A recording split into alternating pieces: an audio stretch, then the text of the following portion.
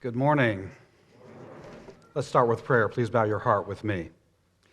Good and gracious Father, may the words of my mouth and the meditations of our hearts be acceptable to you.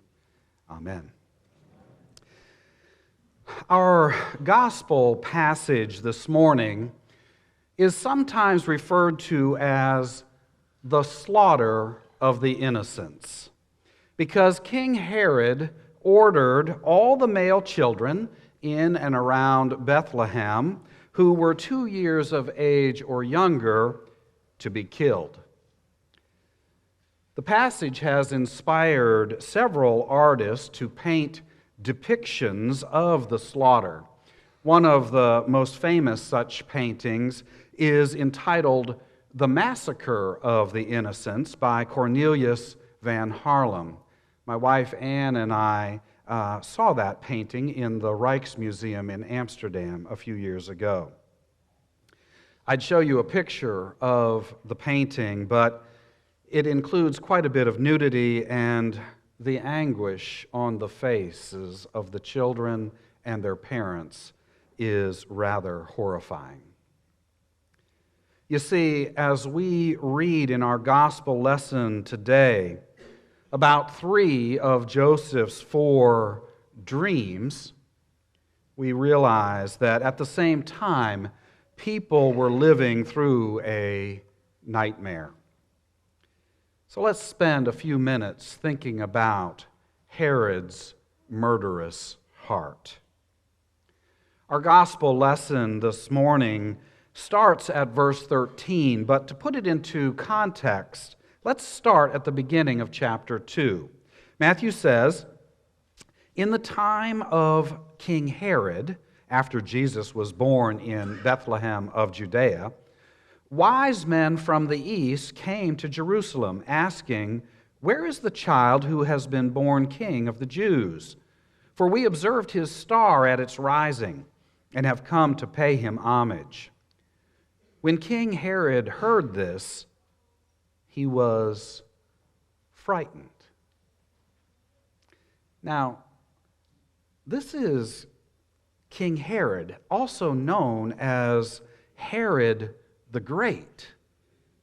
To read that Herod the Great was frightened seems a bit strange. Herod the Great is the one who initiated massive building projects throughout Judea, including expanding the Temple Mount and renovating the Second Temple.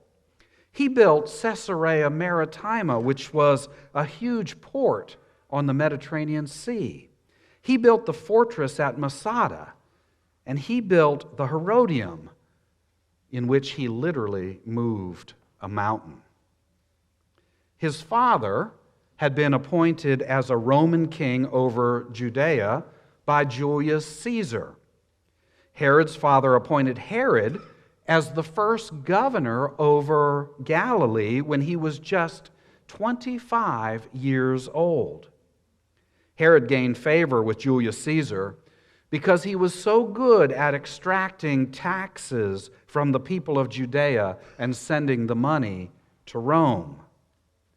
His kingship was launched by the order of Octavius and Mark Antony, the same Mark Antony who had a famous relationship with Cleopatra, the queen of Egypt.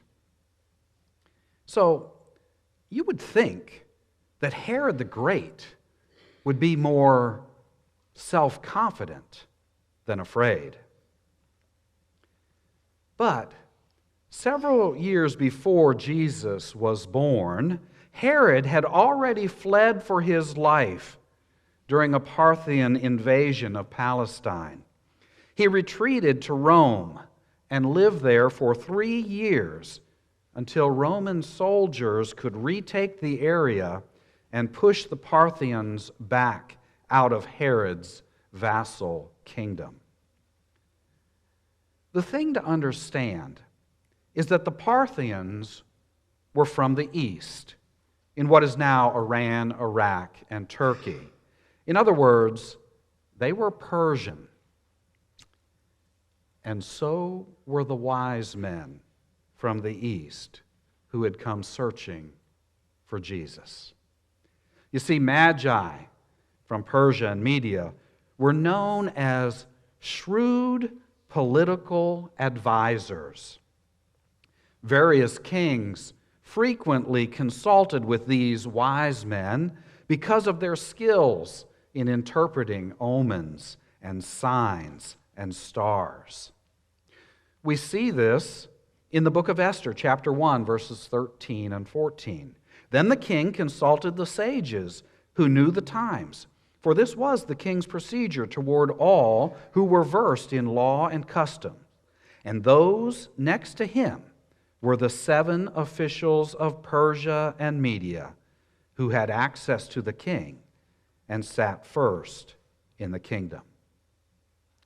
You see, just like political operatives today, Magi were always vying for royal power.